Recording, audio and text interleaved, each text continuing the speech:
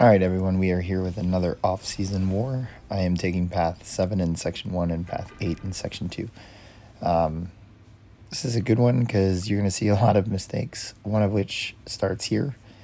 So I went right into war and did a fight after playing an hour of Arena, and usually in a season war, I will reset my game for this reason. Boom. So, that fight cut out, and we have the luxury of healing back up and going back in with Shang-Chi. So kind of frustrating.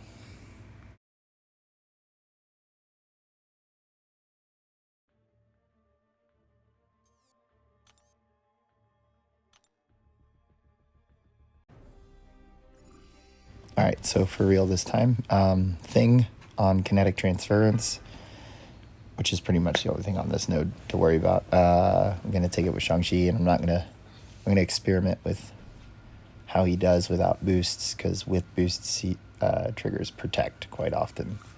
But game plan here is to stick to the medium wushu and trigger slow. And then you're going to see me throw the stun wushu, medium, light, medium, and then reset it so that we can build chi charges end so that we can always have the slow ready and always active on Thing. And you'll see here it goes pretty smooth. I really wish this was my first attempt and not the disconnect. We're not triggering protect often at the moment. It's really just when we stun him. After it's been on cooldown, or after it comes off of cooldown, and here's the first SP2. We triggered protect there, but he's already at 31%. So obviously suicides is helping, but it's just good to see that his basic attacks aren't triggering protect, which means that if we face him on a path node, we either don't boost or we just use baby boosts, which is what I really wanted to test here. But never really worried about rock stacks because all we had to do was make sure we maintain slow. Moving on to this Mr. Negative, they did change the buffs on this node. So you have Brute Force to work with, and one other, let's go ahead and check it out, Vivified. What I was really just testing here is the medium wushu, which shrugs debuffs. And I wanted to see how it interacted with having cleanse up and then knocking Mr. Negative down. So here it is. And what we see is that Delirious gets shrugged before the cleanse charges reset. So it essentially makes this fight super easy, and just makes Shang-Chi a good counter to Mr. Negative, because now we never have to worry about inverse controls, at least from a knockdown perspective, and you can pretty much control the fight to where he's never going to have any light charges when he throws SP1. Moving on to my second whoopsie fight of this war. Game plan here was to do the medium wushu and always have cleanse charges active for when encroaching stun hits. In theory, that means that we should not have to worry about ever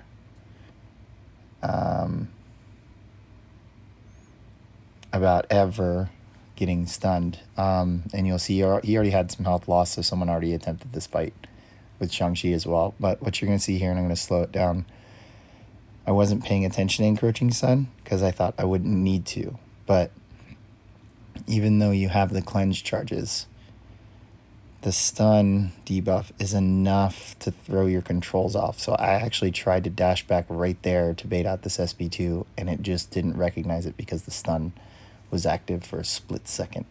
And as you can see, I took a combo from it. And then what you're going to see next is that I just, for whatever reason, decide to block Hulk while he's immortal. So down I go. I think Shang-Chi could be effective there as long as you're paying attention, which I wasn't.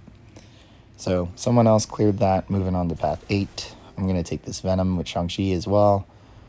Plan here is to medium, especially at the beginning, to shrug the weakness debuffs. And then lay on some wushus before resetting them.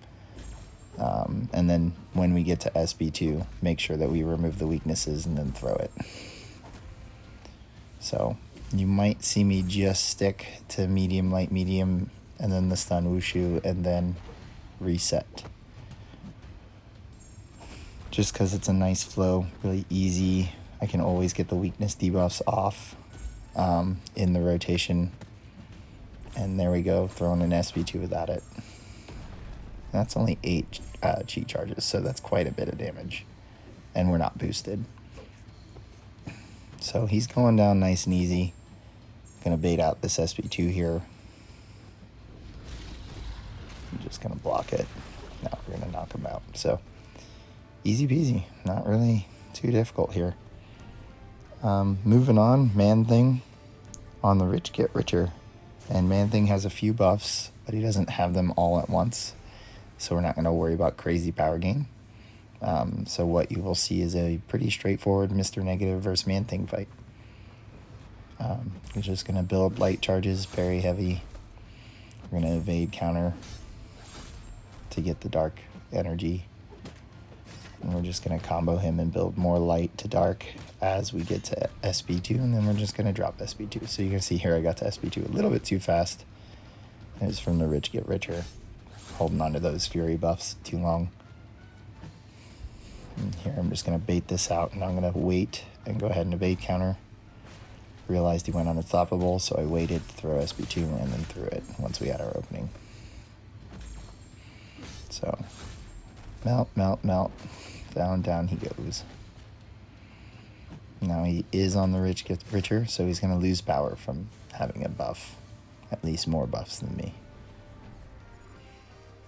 Okay, this next fight is just super long and super interesting. I overestimated iHulk's interaction with Petrify. I figured he had some sort of immunity to Petrify where it just can't be reversed, which you're going to see hurt us when we hit Immortal. So I play this pretty normal, converting light to dark, building the SB2 and trying to drop SB2 with plus 10 charges. He's really easy. His specials are really easy to dodge, so we can avoid the kinetic transference from the node unless we want to cause him to gain power, which there aren't too many reasons we need to, through that SB2 before dark energy was going to hit or expire.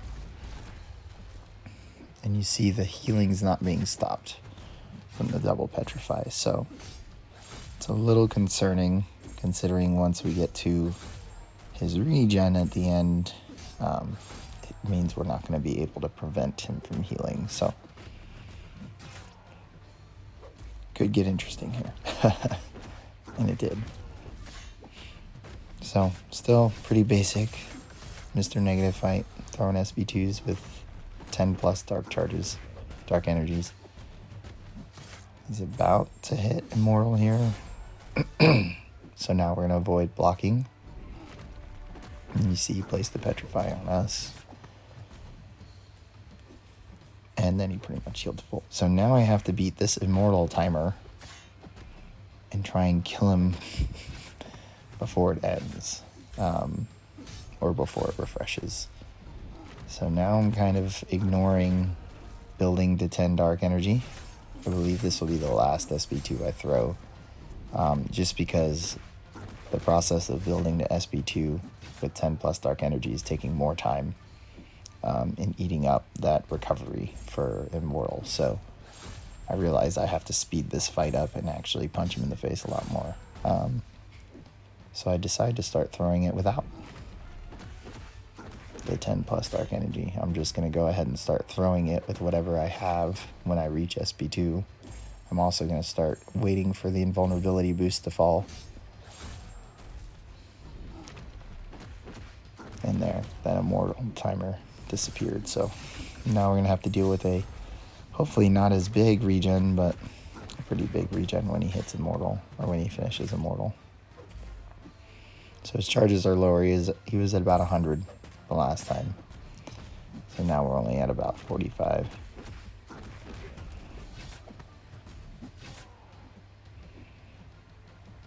And there he goes to 50%. And I missed a dodge there, so that was unfortunate. Lost some health I wasn't expecting to. Now I know I need to haul more ass, so we're going to try and beat this Immortal timer again. And just throw the SP2 regardless of the number of dark energy we have. And this time we're going to beat it, so he's just going to get down to 0. So very long fight. Probably would not use Mr. Negative here in the future. Would use someone else just so we don't have to deal with this. Falcon was really easy during the season, so probably a Falcon, but it's a fun test. It's the off season. That's what these tests are for. So down he went. All right, this next one I was pretty excited about, and I was hoping she didn't have suicides, but she did. I'm going to use Silver Centurion here, and what's nice about him is he doesn't crit, so we can avoid the prowess from there, and as long as we don't parry stun, and you can see I decided to take a heavy there at the start. Never really expecting those, especially when it's the off season. But if you never parry, or if you never stun, and you never cause a critical hit, then she won't gain prowess, so she'll never phase. So the game plan is to always bait out a heavy instead of using, or block bait a heavy instead of using parry. And the goal here was to get to SP2 while locked on. Go ahead and do combos ending in medium to do some burst damage, but I'm only going to get 1 right there. And it did a significant amount, but that was it. It was fun. He's probably a very good counter to her for all the reasons I listed. But he has quite a bit of burst damage if you know how to play him. It's getting that plasma above 5 when you fire SP2, or building the SP2 and being locked on and then ending your combos in medium. So he's got some potential as far as dot damage goes. So we'll see if he ends up being used for attack. Probably not from me. It's a pretty specific matchup and limits other matchups. But thanks for stopping by. Keep your eyes out for the next one.